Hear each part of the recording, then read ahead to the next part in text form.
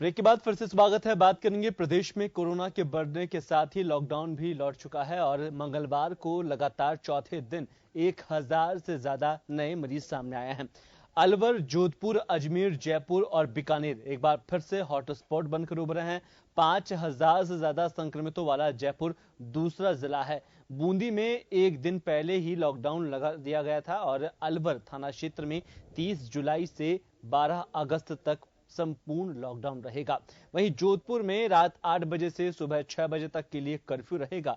लगातार प्रदेश में कोरोना के आंकड़े बढ़ रहे हैं, इसी के चलते सरकार चिंताजनक है।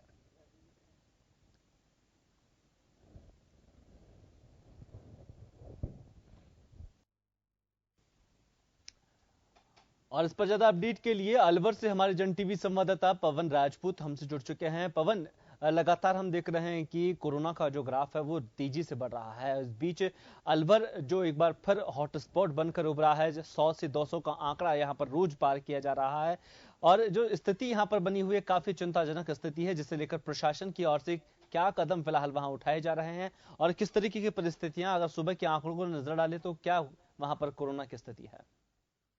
जी कुलदीप, मैं आपको बताना चाहूंगा अलवर जिला राजस्थान के अंदर कोरोना के मामले को लेकर बड़ा टॉप चल रहा है, नंबर 1 पे चल रहा है। हम बात करें तो बीते दिनों भी लगातार 200-300 के आंकड़े चौंकाने वाले सामने आ रहे थे। आज सुबह की बात करें तो अब तक 108 मामले नए पॉजिटिव पाए जाना बड़ा चिंता का विषय है। अगर कोरोना की चेन को तोड़ना है तो उसको देखते हुए जिले के अंदर लॉकडाउन लागू किया गया, यानी कि 30 तारीख से पूरे जिले के अंदर कोरोना का रोकथाम यानी कि उसकी चेन को तोड़ने के लिए लॉकडाउन लगाना बड़ा जरूरी है। वही जिला कलेक्टर आनंद जी ने कल अधिकारियों की बैठक लेकर उस दौरान बैठक के दौरान जहां जहां कोरोना संक्रमित के मामले लगातार ज्यादा बढ़ रहे हैं वहां पर पूर्ण लॉकडाउन लगाने की योजना बनाई है। जी कुलदीप।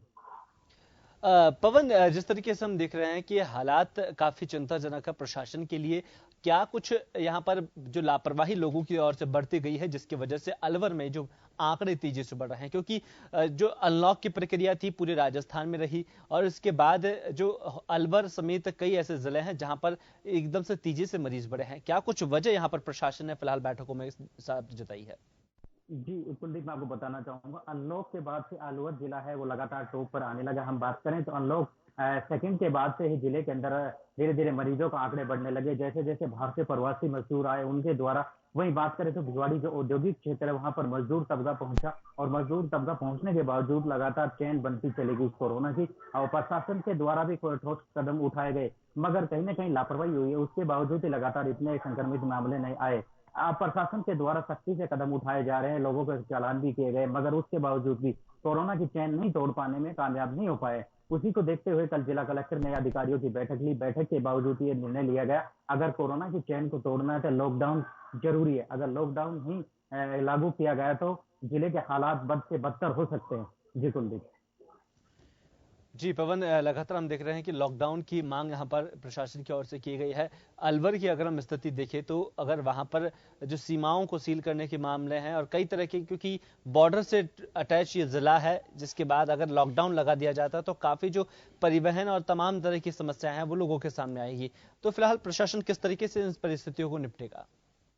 जी कुलदीप, मैं आपको बताना चाहूंगा अगर लॉकडाउन लागू नहीं करते तो जिले की हालत बद से बदतर हो सकती है। हम मानते हैं कि हरियाणा जिला जो हरियाणा सीमा है वो अलवर जिले से लगती हुई है, क्योंकि कुछ परेशानी भी आएगी लोगों को क्योंकि लॉकडाउन लगाने के बावजूद। मगर अगर इसका पर काबू पाना है तो यही चाह रहा है कि किसी तरह लॉकडाउन लागू हो, तभी कोरोना की चेन टूट पाएगी, नहीं तो अंततः जिले की हालत बद से बदतर हो सकती है। वही अधिकारियों के द्वारा फीडबैक लिया जा रहा लगातार, पूरे जिले भर के अंदर फ्लैग पुलिस प्रशासन द्वारा फ्लैग मार्च किया जा रहा है। वही जो मास्क नहीं लगाने व सोशल डिस्टेंसिंग की पालन नहीं करने वाले लोगों के ऊपर पुलिस के द्वारा कार्रवाई की जा रही है। वही यही अगर कोरोना की चेन को तोड़ना है तो कुलदीप लॉकडाउन जरूरी है जिले के अंदर।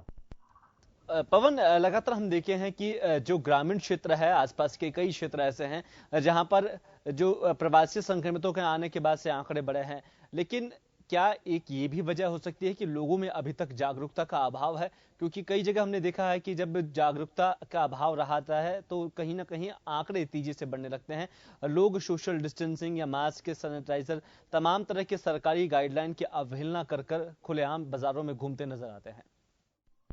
जी कुलदीप, बात करें तो क्योंकि सोशल डिस्टेंसिंग सहित लोग जागरूक नहीं बने, ग्रामीण क्षेत्र की बात करें तो पहले तो ग्रामीण क्षेत्र के अंदर इस तरह के कोरोना संक्रमित के मामले नहीं थे, मगर अब धीरे-धीरे ग्रामीण की ओर भी कोरोना संक्रमित के आंकड़े देखने को मिले। वहीं बात करें तो प्रशासन के द्वारा भी ठोस कदम अब उठाए जा रहे हैं, मगर जब कुछ समय पहले ही जब जिला कलेक्टरों के फेरबदल हुआ, उस दौरान कहीं न कहीं ढील हुई है। उसी का खामियाजा आज हम भुगत रहे हैं, क्योंकि उस दौरान अगर सख्ती बरती जाती, तो कहीं न कहीं आज ये स्थिति नहीं आती। अगर अब भी नहीं काबू पाया गया, तो कहीं न कहीं पूरे जिले की हालत बद से बदतर हो सकती है। अब कल बैठक ली गई, तो उस दौरान भी बैठक के अंदर व्यापारी वर्ग था, उन्होंने भी मुद्दे उठाए, क्योंकि त्योहार का समय है, सीजन चल रहा है। 1 तारीख की जैसे ईद आ रही है, उसके बावजूद रक्षाबंधन है, उसी को देखते मगर प्रशासन ने ये कहा कि किसी तरह हम सही सलामत लोगों को रख पाए, तो त्योहार तो फिर भी आते रहेंगे, मगर अगर इसको काबू पाना है, तो किसी न किसी तरह से इसके ऊपर इसकी चैन को तोड़ना ज़रूरी है, और चैन को तोड़ना ज़रूरी है, तो लॉकडाउन